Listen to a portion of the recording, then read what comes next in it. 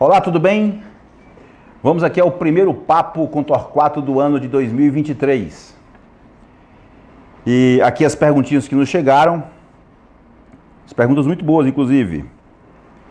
Estou aqui eu e a minha amiga Camininha do Marketing. E Camininha está muito animada aí com os pré-carnavais. Já foi também lá para a PI Via Ludmilla, né? Não foi? Foi bom? Foi ótimo. Muito bom. E a primeira pergunta. Duostin potencializa os resultados? Quais as indicações para esse protocolo? Essa pergunta realmente é muito boa. Antes que eu responda esta pergunta, o ideal é que a gente sequer falasse de Duostin. O ideal é que a gente sequer falasse de antimineriano baixo. O ideal é que se você tem por volta de 30 anos e verdadeiramente você não pensa na sua gravidez nos próximos 2 ou 3 anos, e ou se sua família que você pretende constituir terá 2 ou mais filhos, você precisa pensar na preservação de óvulos. A preservação de óvulos na última década, alcançou números muito bons. Alcançou taxas de sucesso que, em muito, se assemelham às taxas da fertilização in vitro propriamente dita, da transferência de embriões, do congelamento de embriões. Se nós tivermos esta preocupação, se nós chegarmos com esta mensagem até você que aos 30 anos, ainda está por decidir em relação à sua maternidade. Pense em congelar seus óvulos, que nós deixaremos de falar de Duostin. Enquanto isso não chega, respondendo especificamente à pergunta, o Duostin é um método que começou em 2015. Na verdade, ele precisamente começa em 2014. Só que em 2014 quem fez foi eu acho que foi, não sei se chinês e da Indonésia, eu não recordo bem. Eu vou recordando depois. E não teve grande sucesso. Somente em 2015, com um médico italiano, é que esta nova técnica ganhou o mundo da reprodução. E o que significa ela? Ao fazer uma fertilização in vitro, você menstrua, ao menstruar nós fazemos um ultrassom. Deste ultrassom nós induzimos a ovulação por 10, 11 dias. Depois desses 10, 11 dias, onde você tomou hormônios, a gente aspira os teus folículos para retirar os óvulos. Acontece que, neste andar de 10, 11 dias, os folículos nem sempre ficam com o mesmo tamanho. Haverão folículos que alcançarão 20 milímetros, 18 milímetros. Haverão folículos que alcançarão 10 milímetros, 12 milímetros. E haverão folículos ainda menores. Esses folículos são despertados por essa primeira carga hormonal. Então, em 2015, foi feita a fertilização in vitro como se faz, induz por 10, 11 dias e captura os ovos e ponto. Então, Filippo Ubaldi induziu novamente esta paciente após 3 a 5 dias de ela ter sido puncionada pela primeira vez. E observou que esta paciente também produzia folículos, produzia óvulos. Inaugura-se ali o Duostin. Portanto, essencialmente o Duostin é um método aplicado para pacientes de baixa reserva ovariana. Pacientes que têm poucos folículos e poucos óvulos. Nesse sentido, o Duostin pode ser um bom método para que a gente consiga mais óvulos. Isso está confirmado através de um estudo recente de não inferioridade, quando se comparou o Duostin com o protocolo tradicional, quando a paciente menstrua, começa. Esses protocolos foram comparados e o Duostin ficou com a mesma eficácia. Então, nós estamos autorizados, sim, a conversar com as pacientes sobre Duostin. Tem, no entanto, um detalhe que eu gosto de colocar. Quando eu faço uma aspiração de folículos numa paciente com 3, 4, 5, 6 folículos, abaixo de 8, 9 folículos, portanto caracterizando uma reserva diminuída, após aspirar os folículos maiores, entenda folículos maiores acima de 12 a 14 milímetros, os outros folículos nós não aspiramos. E aí, eu particularmente gosto de contar quantos folículos residuais ficaram, para ver se o duostin vale a pena, para ver se a dupla estimulação vale a pena. Traduzindo do duostin é dual stimulation, uma dupla estimulação. Muito bem. Se a paciente tiver muitos poucos folículos residuais, eu não acho que o duostin seja uma boa ideia. Vou dar aqui um exemplo prático. A paciente tem 5 folículos. Eu aspiro 5 folículos. Tive lá 3, 4 ou até 5 óvulos. Um número baixo. Muito bem. Aí eu conto quantos folículos residuais lá no ultrassom, lá na hora da punção, ficaram. Porque imagina, vamos dar um exemplo prático, que eu só contei um residual. Ué, eu tinha 5 quando eu comecei, agora eu só estou com 1. Não adianta o duostin. Então, na minha opinião, o duostin só vale a pena quando, após aspirar esta paciente, eu conto os folículos e ela tem pelo menos o número que ela tinha quando fez a primeira punção.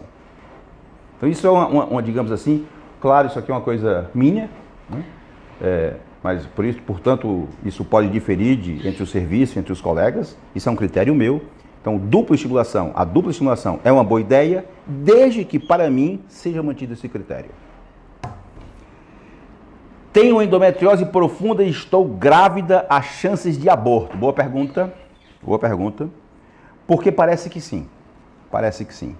A paciente com adenomiose, a paciente com endometriose profunda, os trabalhos mais recentes apontam na direção de tais pacientes poderem ter uma maior chance de aborto. Portanto, um maior cuidado nessa gestação. Olhar bem para o conteúdo vaginal, a secreção vaginal. Algumas vezes pode estar indicado você pesquisar ali por volta do 2º trimestre a presença de algumas bactérias que podem estar associadas com o trabalho de parto prematuro, porque isso já é próprio da gestação. Se você tem endometriose extensa, você vai ter duas coisas. Você pode ter a infecção vaginal e a endometriose. Se você tem infecções urinárias, talvez seja importante você ficar rastreando infecções urinárias durante a sua gestação, porque essas infecções urinárias também podem te predispor a um trabalho de parto prematuro. Então, a paciente com endometriose profunda, ela tem sim uma maior chance de todos esses eventos adversos que eu estou aqui colocando, como abortamento e até mesmo prematuridade. Isto é o que aponta os trabalhos mais recentes. Como iniciar o planejamento para o tratamento sendo mãe solo? A gente tem observado um aumento na procura de mulheres que vão até clínicas de reprodução e querem ser mães sozinhas. O planejamento desta mulher não muda nada.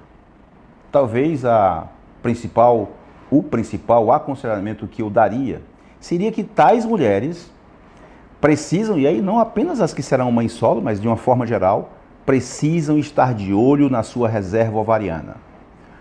Chegou os 30 anos, pensa em começar a verificar a tua reserva de óvulos a partir da dosagem no teu sangue do hormônio antimileriano.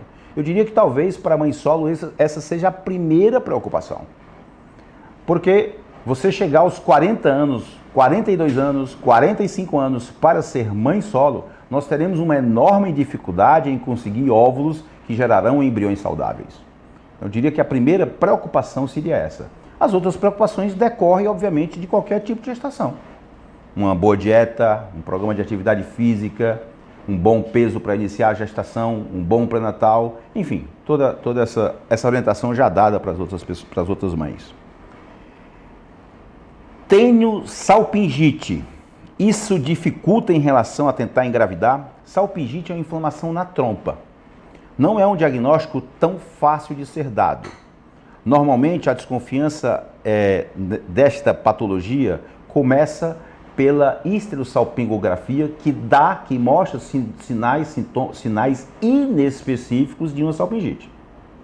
Mas, uma vez que a salpingite seja verdadeira, a resposta é sim, você pode ter uma dificuldade para engravidar.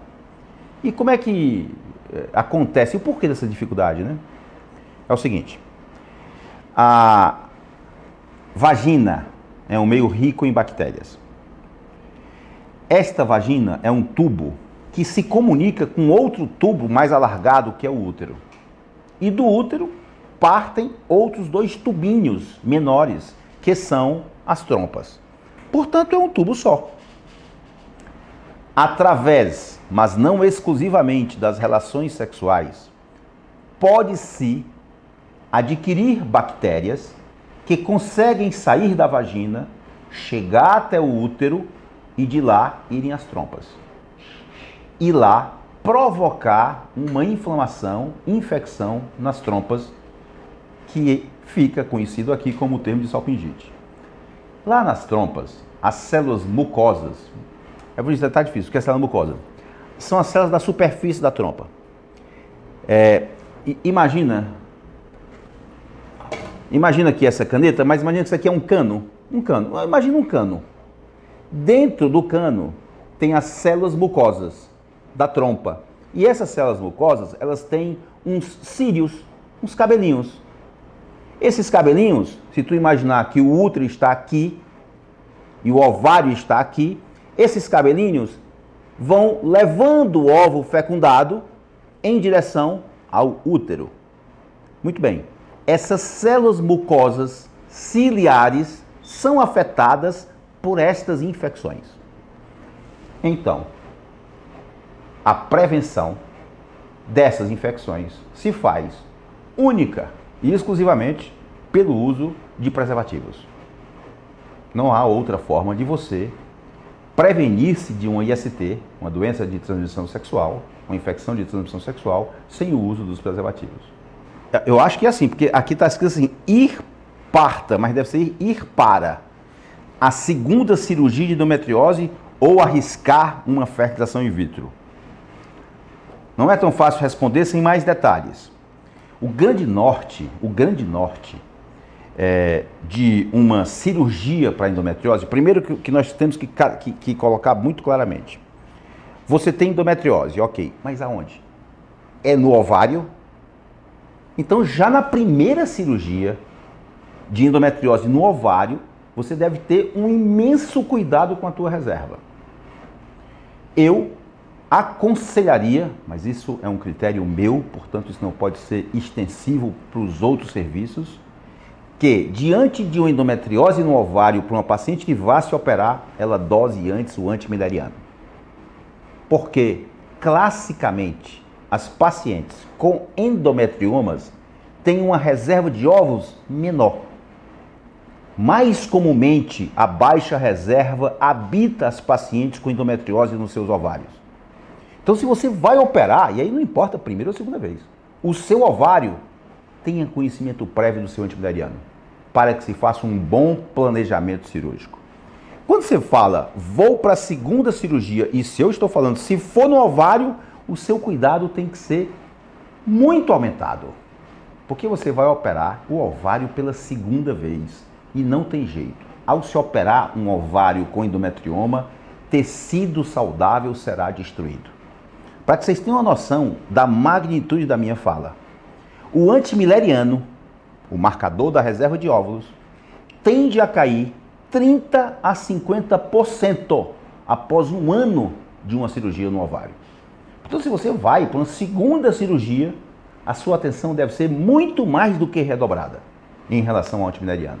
E eu diria que o grande norte aqui, para a decisão, seria o antimileriano. Mas não só. Você precisa ver sua idade. Pegar uma paciente de 40 anos de idade para ir para uma segunda cirurgia de endometriose, nossa, a idade já é aqui o grande fator. Já não é tão a endometriose, é a idade o grande fator. É a idade que tem que ser atacada. Então, obviamente que o antimileriano, juntamente com a tua idade, e por último, o tempo de infertilidade. Se você tem mais de 3 anos de tentativa pela via natural e esta gravidez não ocorreu, você é uma paciente de maior Dificuldade pela via natural é uma obviedade, não precisa ser médico para se pensar isso. Se você não está engravidando pela via natural, utilizar a forma natural para engravidar pode ser menos eficaz. Então eu diria para você que me fez essa pergunta que esses 3 elementos nortearão o que você deverá fazer. Antimileriano, tua idade, quanto tempo que você está tentando engravidar. Mulher na menopausa. Como melhorar a saúde no aspecto hormonal, físico e mental? Essa aqui eu vou poder dizer quem foi. Tu deixa? Deixa. Quem perguntou, porque eu vi lá no meu hoje, foi o meu treinador, Rodrigo Veloso. Tenho quase certeza. Rodrigo, um abraço para você. Aliás, eu tenho uma história muito legal com o Rodrigo. Eu não gostava nem um pouco de musculação, nem um pouco. Odiava, na verdade. E aí, quando eu resolvi querer gostar, né, eu tive que fazer uma mudança na minha mente. Não, eu quero gostar agora. Aí eu coloquei uma imposição, mas eu tenho que ser treinado por alguém que fale em ciência. Fale de ciência, fale de trabalho científico, E aí eu comecei a vasculhar no Instagram, e aí eu me deparei com o nome do Rodrigo Veloso, ele falando lá de trabalho científico, eu disse assim, isso aqui eu quero conhecer. Aí eu fui nos amigos dele e vi que existia um nutricionista, que eu também gosto muito, posso falar? Não posso, né? Que é o Alan. Aí eu marquei uma consulta com o Alan, para conversar sobre o Rodrigo. E foi assim que eu cheguei lá. E eu sei que foi o Rodrigo Veloso que fez essa pergunta aqui. Mulher na menopausa, como melhorar a saúde no aspecto hormonal, físico e mental? O aspecto físico, gente, se vocês me perguntassem assim, evangelista, fala de um arrependimento. Fala de um arrependimento. Eu diria, sem nenhuma dúvida, eu ter me despertado tarde para a musculação. Porque você imagina chegar aos 80 anos com dificuldade de se levantar de uma cadeira? De não conseguir se levantar de uma cadeira? Na verdade, quando você não consegue levantar-se de uma cadeira, de uma cama, você, sobretudo, está perdendo dignidade. Então, a atividade física é um ponto que eu me arrependo profundamente de não ter começado há muito tempo antes. E ter continuado. Durante todos esses anos eu deveria ter feito atividade física. E eu costumo dizer que se eu soubesse o dia que eu iria morrer, eu pediria para ser à tarde, porque de manhã eu queria ir fazer minha aula de musculação. Então, na parte física, musculação, Rodrigo. Na parte hormonal, a gente sabe que a testosterona pode, em algumas situações, ser utilizada numa paciente que está no climatério. Mas isso tem critérios muito específicos para se pensar nisso. E a terapia de reposição estrogênica, ela também pode ser pensada, mas com bastante critérios. Do ponto de vista mental, essa talvez seja a parte mais difícil, porque desenvolver foco, hiperfoco no que você quer, não é fácil. E adquirir este foco na sua saúde mental, tardiamente, é mais difícil ainda. 45 anos, 4 gestações, 2 abortos e uma abdominoplastia. Alguma possibilidade de uma nova gestação usando ovos doados? Todas, minha filha. A abdominoplastia não lhe atrapalha em nada. Você pode engravidar, sim, com ovos doados seria uma gravidez, eu diria que talvez mais segura, a não ser que você faça biópsia embrionária, mas as taxas de gravidezes com sucesso aos 45 anos com ovos próprios é muito baixa, para que tu tenhas uma noção. Se tu tem uma boa reserva, talvez algo em torno de 5 a 7%. Enquanto que nos ovos doados, a gente vai falar de 60 a 70%. Então, sim, para a sua pergunta. Olha, peraí. Quando é indicada a biópsia de embriões, tem tratamento para endometriose? Essas duas perguntas aqui, eu vou querer iniciar por elas no Papo com Torquato na próxima semana. Porque são... tu deixa assim? Tu me lembra? Porque são perguntas muito boas de serem respondidas e eu queria começar para eu ter mais tempo, porque a Camila já está aqui me aperreando para eu poder parar. Então, por culpa dela, eu estou parando agora.